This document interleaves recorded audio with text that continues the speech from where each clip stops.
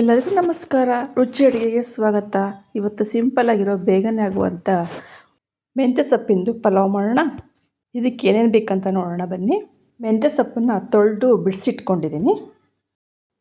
ಈರುಳ್ಳಿ, ಹಸಿಮೆಣಸಿನ್ಕಾಯಿ, ಕೊತ್ತಂಬರಿ ಸೊಪ್ಪು, ಒಂದು ಚಮಚ ಗರಂ ಮಸಾಲ, ರುಚಿಗೆ ತಕ್ಕಷ್ಟು ಉಪ್ಪು, ಜಜ್ಜಿರ ಬೆಳ್ಳುಳ್ಳಿ, ಚಕ್ಕೆ, ಲವಂಗ, ಪಲಾವ್ ಎಲೆ, ಏಲಕ್ಕಿ, ಒಂದು ಬೌಲು ಅಕ್ಕಿ ತೊಗೊಂಡಿದ್ದೀನಿ.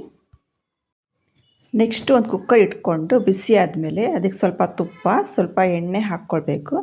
ಬಿಸಿ ಆದಮೇಲೆ ಸ್ಪೈಸಸ್ ಅಂದರೆ ಚಕ್ಕೆ, ಲವಂಗ, ಪಲಾವ್ ಎಲೆ ಎಲ್ಲ ಹಾಕ್ಕೊಂಡು ಬಾಡಿಸ್ಕೊಂಡು ನೆಕ್ಸ್ಟು ಹಸಿಮೆಣಸಿನ್ಕಾಯಿ ಹಾಕ್ಕೋಬೇಕು. ಹಸಿಮೆಣಸಿನ್ಕಾಯಿ ಫ್ರೈ ಆದಮೇಲೆ ಈರುಳ್ಳಿ ಹಾಕ್ಕೊಂಡು ಕೆಂಪಗಾಗೋವರೆಗೂ ಬಾಡಿಸ್ಕೊಳ್ಬೇಕು. ಇವಾಗ ಮೆಂತ್ಯ ಸೊಪ್ಪನ್ನು ಹಾಕ್ಕೊಂಡು ಚೆನ್ನಾಗಿ ಬಾಡಿಸ್ಕೊಳ್ಬೇಕು.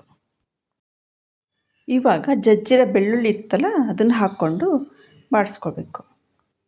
ಒಂದು ನಿಮಿಷ ಆದಮೇಲೆ ಗರಂ ಮಸಾಲ ಹಾಕಿ ಬಾಡಿಸ್ಕೊಳ್ಬೇಕು. ಇದಕ್ಕೆ ಶುಂಠಿ ಆ್ಯಡ್ ಮಾಡ್ಕೋಬಾರ್ದು. ನಾನು 2 ಬೌಲು ನೀರು ಹಾಕ್ಕೊಳ್ತಾ ಇದ್ದೀನಿ. 1 ಬೌಲ್ ಅಕ್ಕಿಗೆ 2 ಬೌಲ್ ನೀರು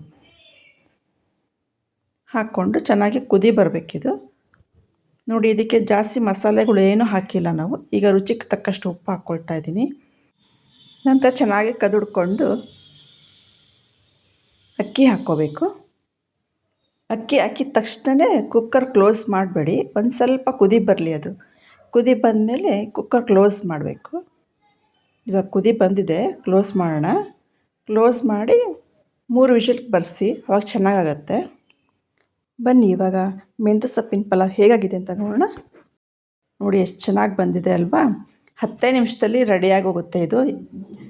ಜಾಸ್ತಿ ಮಸಾಲೆಗಳು ಯಾವುದೇ ರೀತಿ ಇದ್ರೊಳಗಿಲ್ಲ. ಹೇಗೆ ಅನ್ನಿಸ್ತು ನಾನು ಮಾಡಿದ ರೆಸಿಪಿ?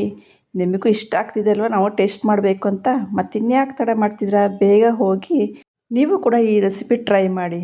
ರೆಸಿಪಿ ಟ್ರೈ ಮಾಡೋದೊಂದೆಲ್ಲ, ಈ ಥರ ಪ್ಲೇಟಿಂಗ್ ಕೂಡ ಮಾಡಿ. ತುಂಬ ಚೆನ್ನಾಗಿರುತ್ತೆ ನೋಡೋಕ್ಕೆ ಅಲ್ವಾ? ಏನಂತೀರಾ ನೀವು? ಕಮೆಂಟ್ ಮಾಡಿ ತಿಳಿಸಿ.